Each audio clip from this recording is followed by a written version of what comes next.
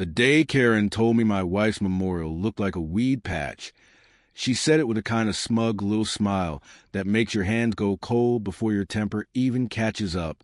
She stood there in a loud floral blouse, arms crossed, clipboard tucked against her chest like she was some kind of queen, while two men behind her chewed through my meadow with machines built for clearing ditches, not destroying a man's heart. By the time I stepped out my truck, 3 years of work, grief, memory, and healing had been ground into brown mud and exhaust smoke.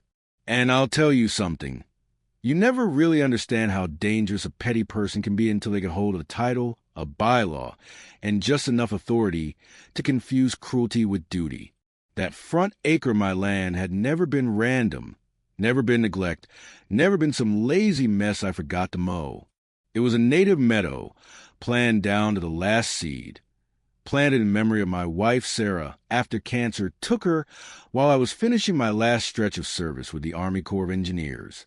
We bought that place thinking we'd grow old there together. She was a biologist, the kind of woman who could hear a bird once and tell you its name, the kind of person who saw life where most people saw background noise. Before she died, she sketched out this idea on a napkin at our kitchen table, this vision of bringing the land back to what it had once been. Native grasses, purple coneflowers, black-eyed Susans, butterfly weed, all of it alive, useful, breathing, not just shaved down and poisoned into suburban obedience. After she was gone, that napkin became something close to scripture. So I did it right. I didn't scatter a few wildflower packets and call it a day. I studied the soil, cleared invasives, sourced regional seed, learned root depth, bloom timing, pollinator cycles. The first year looked rough, sure.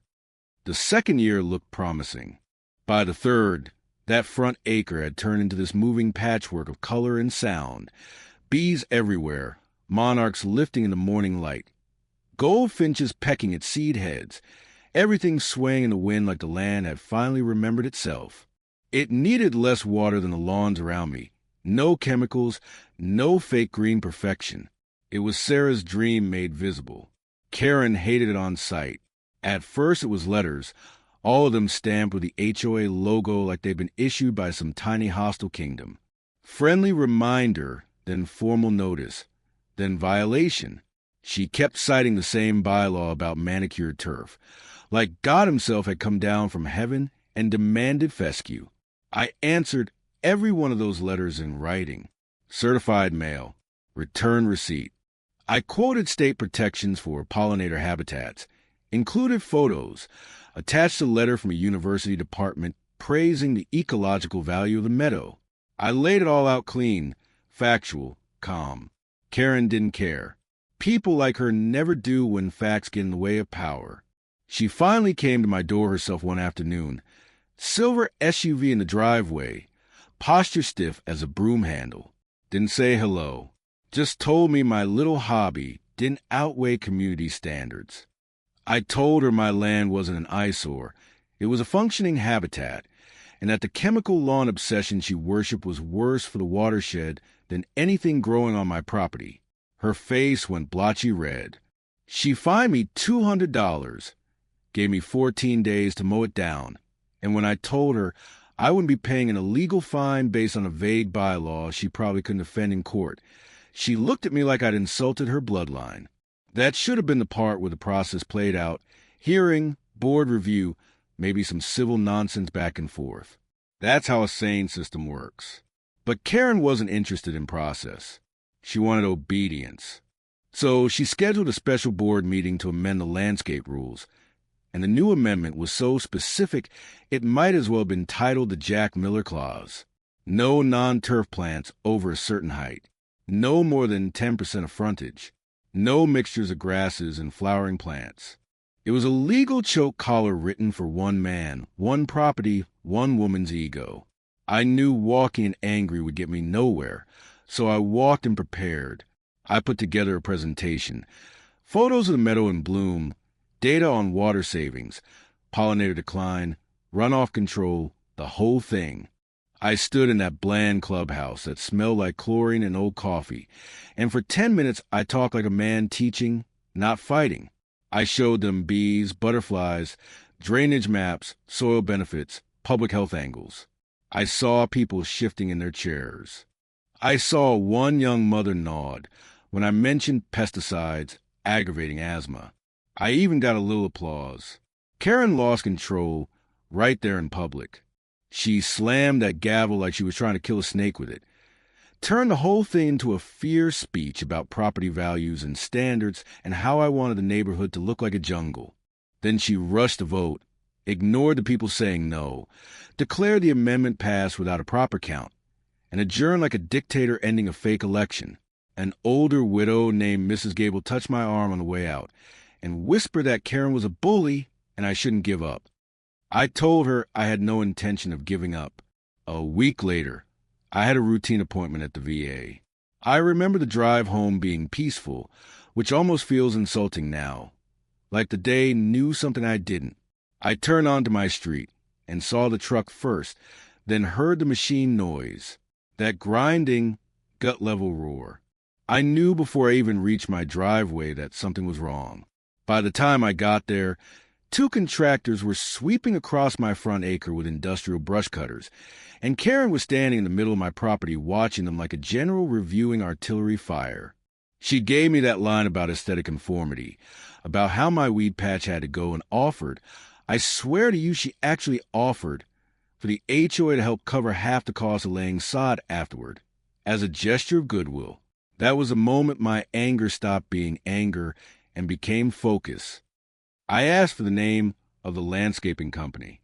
She blinked, asked why it mattered. I told her I'd need it for the police report and the lawsuit. That took a little wind out of her. Then I filmed everything. The truck, the workers, the churned mud. Karen herself planted there in the middle of the damage like she finally built the world she wanted.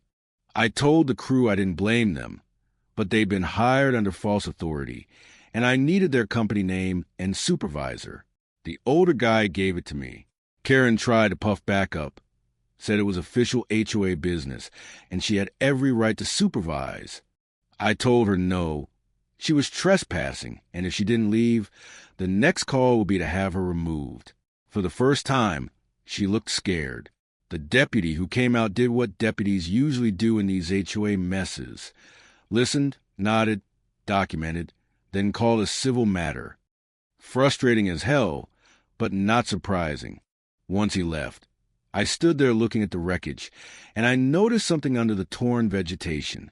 A shallow channel, subtle but there. A seasonal drainage swale that crossed that corner of my property and ran down toward the creek, which fed the county reservoir. That changed everything. See, I know land. I know drainage. I know what happens when you disturb the wrong ground in the wrong place without permits. So the next morning, instead of calling a landscaper, I called an old friend named Dave, a former Army JAG officer who'd gone into environmental law. I told him the whole story. He went quiet, then asked one question after another about the swale, the downstream connection, the reservoir. When I finished, he let out this soft breath and said, almost with admiration, Karen really is a magnificent fool. Because now this wasn't just an HOA abuse story. Now it was a possible Clean Water Act problem. I hired a certified wetland delineator. Survey crew came out with transits, soil augers, maps, the works. Their report was airtight. That swale had the required connection to protected waters.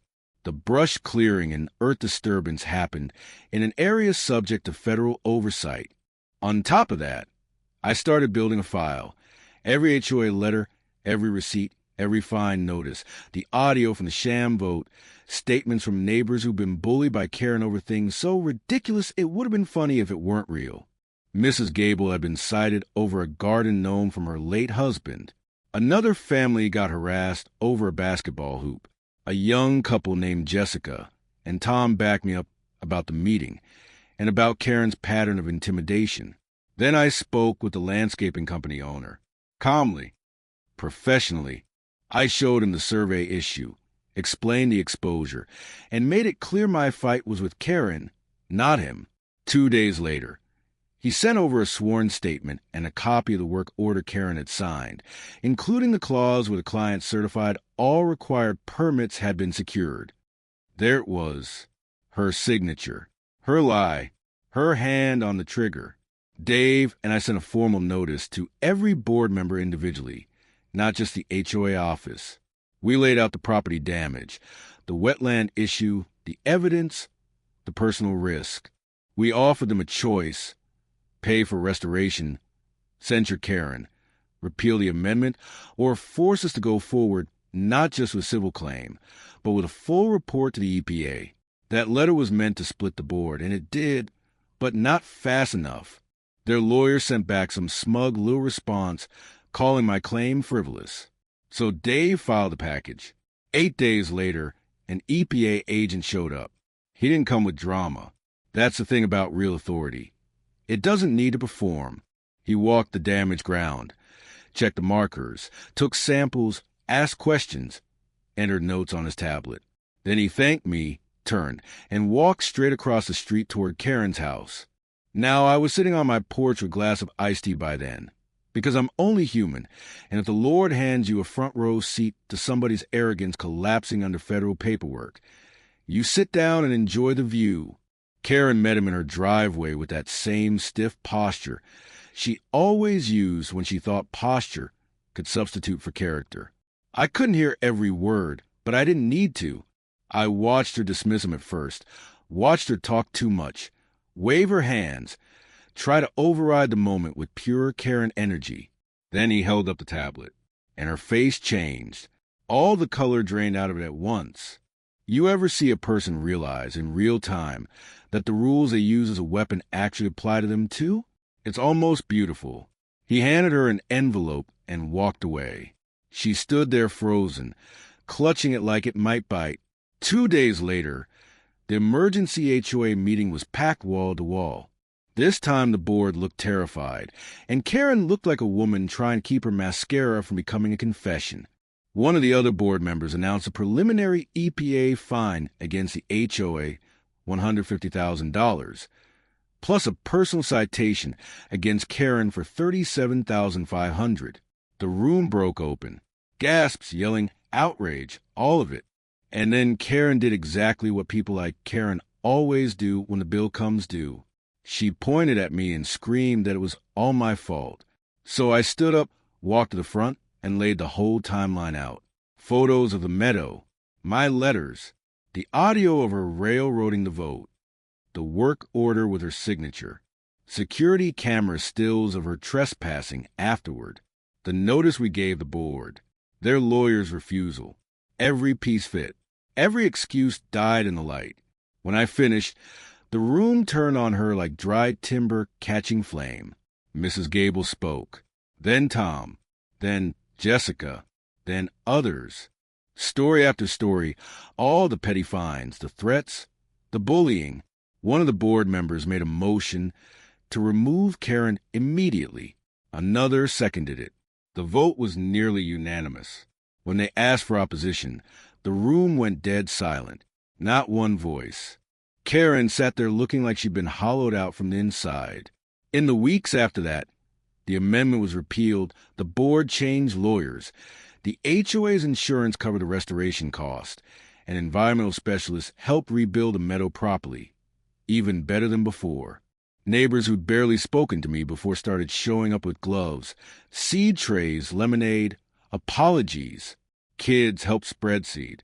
Mrs. Gable brought her gnome back out, like a tiny ceramic middle finger to tyranny. The place healed, and so did the neighborhood in its own strange way. I saw Karen one last time beside a moving truck in her driveway. No red blazer, no power stance, no smug lipstick smile.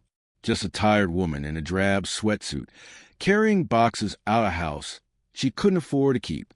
She saw me, froze, and for a second I thought maybe she'd say something. She didn't. I didn't either. There wasn't anything left to win by then. That evening I sat on my porch and looked out over the dark soil, just starting to green again. A few survivors had already pushed through. Tough little shoots. Sarah's dream, bruised but not dead, And I realized something that night, something I wish I'd understood earlier in life. Bullies count on exhaustion more than fear. They don't always need to beat you. They just need you to decide it's too tiring to fight. That's how they build their kingdoms, one surrender at a time. I didn't give Karen sod. I gave her consequences. And in the end, the bees came back, the butterflies came back, the meadow came back, and the woman who tried to erase all of it had to pack up her own life under the same neighborhood sky she tried so hard to control. So tell me this. When someone abuses a small amount of power and hides behind rules to do real harm, is fighting back justice or revenge? And have you ever dealt with a Karen, an HOA, or anybody else who thought they could run your life until reality hit them back?